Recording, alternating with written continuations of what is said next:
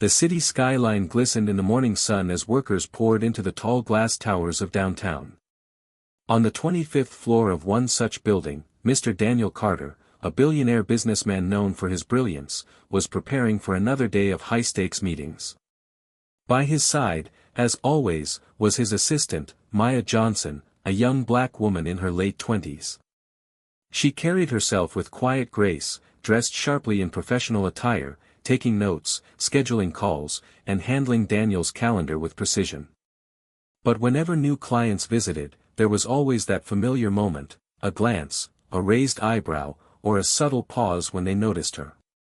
Many were surprised that someone as influential as Daniel Carter had chosen her as his assistant. They never said it directly, but the thought was clear in their eyes: why would a billionaire have a black woman as his right hand? In private, some clients even whispered among themselves. He could hire anyone in the world, why her? Must be some kind of obligation, but no one dared to ask Daniel outright. His reputation was too intimidating. That was, until one afternoon, when a potential partner named Mr. Anderson finally blurted it out.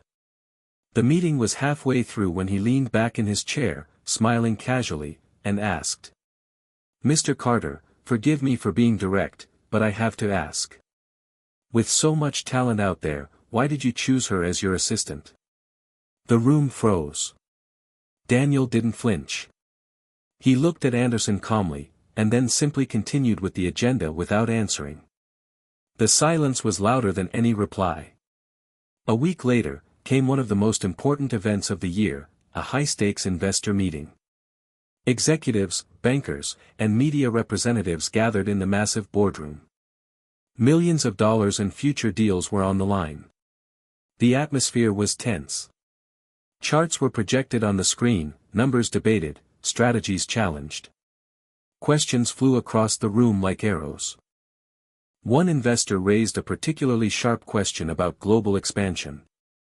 All eyes turned to Daniel. But instead of answering, Daniel did something unexpected. He looked at Maya and gave her a small nod. Maya slowly stood up. The room grew quieter. Some investors exchanged doubtful glances. Was the assistant really going to answer? Then she began. Her voice was calm, refined, and confident. Her English was flawless, her accent polished. She didn't just speak, she commanded attention. Global expansion, she said, is not about jumping into every market. It's about understanding culture, consumer psychology, and timing. If you move too fast, you burn resources. If you move too slow, you miss opportunities. The key is balance. She explained with data, examples, and logic so sharp that even the most skeptical executives leaned in. Every sentence built on the last, like a lawyer presenting an unbreakable case. By the time she finished, silence hung in the air. Then, applause. First soft, then louder. Even those who once ignored her couldn't deny the brilliance of her mind. Daniel leaned forward, a proud smile on his face. He looked around the room and finally spoke. "Ladies and gentlemen," he said, "you've just witnessed why Maya is by my side. Too often, people judge beauty by skin color, thinking fair skin equals superiority. They fail to see personality, intelligence, and confidence. Maya didn't just answer a question today, she proved that true value isn't in appearances but in the strength of one's character."